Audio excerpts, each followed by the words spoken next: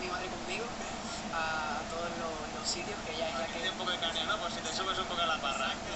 Ella me mantiene con los pies en la tierra, así que es algo que, claro, muchísimo a mi madre.